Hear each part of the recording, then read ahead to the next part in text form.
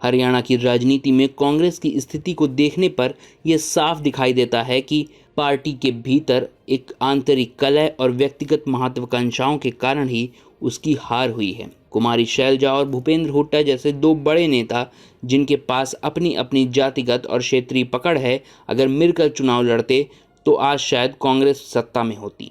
लेकिन दुर्भाग्यवश इन दोनों के बीच की राजनीतिक खींचातानी और बदले की भावना ने पार्टी को काफी नुकसान पहुंचाया है।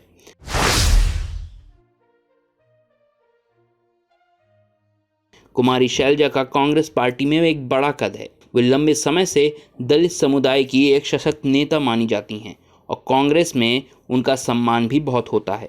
लेकिन हरियाणा में कांग्रेस की कमान जब भूपेंद्र हुड्डा के हाथ में दी गई तो शैलजा ने इसे अपनी राजनीतिक पहचान पर सीधा हमला माना। भूपेंद्र हुड्डा को राज्य की राजनीति में अपनी मजबूत पकड़ के लिए जाना जाता है, खासकर जाट समुदाय के बीच। लेकिन हुड्डा और शैलजा के बीच ये खींचातानी केवल व्यक्तिगत महत्वाकांक्षाओं तक सीमित नहीं रही, बल्कि इसका असर पार्टी के प्रदर्शन पर भी पड़ा। कुमारी शैलजा ने हुड्डा के खिलाफ अपनी नाराजगी जाहिर करने के लिए दलित वोट बैंक पर काम करने का कोई खास दिलचस्पी नहीं दिखाई। दलित समुदाय हमेशा से कांग्रेस का एक बड़ा वोट बैंक रहे हैं, लेकिन शैलजा ने इस बार इस वर्ग को जोड़ने के लिए कोई भी प्रयास नहीं किया।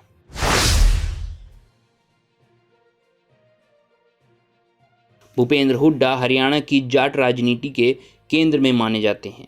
वे 2 बार हरियाणा के मुख्यमंत्री रहे और उनके पास राज्य की राजनीति की अच्छी पकड़ भी रही। लेकिन उनकी और कुमारी शैलजा के बीच इस राजनीतिक लड़ाई ने कांग्रेस को बड़ा नुकसान पहुंचाया है। हुड्डा ने जाट वोटरों को अपने पाले में लाने की कोशिश जरूर की, लेकिन उन्होंने दलित वोटरों को ज़्यादा ध्यान नहीं दिया। कांग्रेस ने हमेशा ही समावेशी राजनीति का प्रचार किया है, लेकिन इस बार पार्टी में नेतृत्व के आंतरिक संघर्ष ने इस रणनीति को कमजोर कर दिया।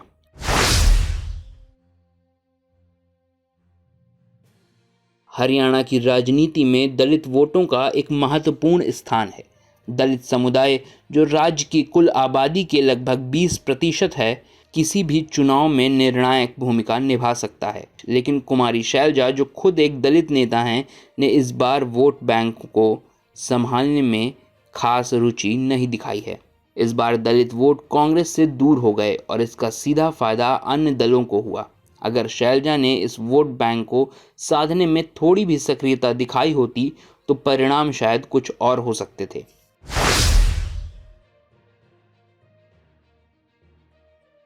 कुमारी शैलजा और भूपेंद्र हुड्डा दोनों ही अगर मिलकर चुनाव लड़ते तो कांग्रेस आसानी से जीत सकती थी। दोनों नेताओं के पास अपनी अपनी जातिगत और क्षेत्रीय पकड़ है, जो कांग्रेस को बड़ा फायदा पहुंचा सकती थी। शैलजा और हुड्डा अगर मिलकर काम करते तो जाट और दलित वोटर एक साथ आ सकते थे, जो चुनाव में निर्णायक साबित हो सकता था। लेकिन दोनों नेताओं की व्यक्तिगत महत्वाकांक्षाएं और राजनीतिक बदले की भावना ने इस अवसर को बर्बाद कर दिया।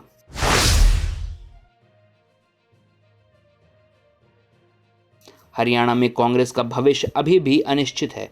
पार्टी को राज्य में पुनः खड़ा करने के लिए नेतृत्व में एक सही रणनीति की जरूरत पड़ेगी। कुमारी शैलजा और भूपेंद्र हुड्डा के बीच का ये आंतरिक संघर्ष अगर समाप्त नहीं हुआ तो कांग्रेस का भविष्य और भी अंधकारमय हो सकता है।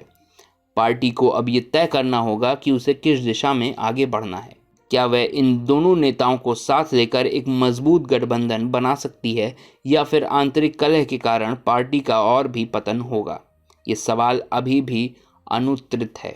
कुमारी शैलजा और भूपेंद्र हुड्डा की लड़ाई ने हरियाणा में कांग्रेस को एक बड़ा नुकसान पहुंचाया है। अगर दोनों नेता ने मिलकर काम किया होता तो कांग्रेस की स्थिति आज राज्य में कुछ और होती। दलित वोट बैंक को संभालने में शैलजा की असफलता और हुड्डा की जाट राजनीति में फोकस ने कांग्रेस को हरियाणा में सत्ता से दूर कर दिया।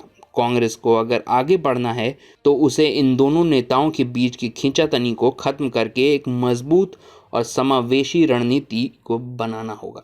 और आप हमसे जुड़े रहने के लिए सब्सक्राइब करें YouTube पर, फॉलो करें Twitter पर और लाइक करें Facebook पर। और ज्यादा जानकारी के लिए आपको टाइप करना होगा सिर्फ न्यूज़ नशा।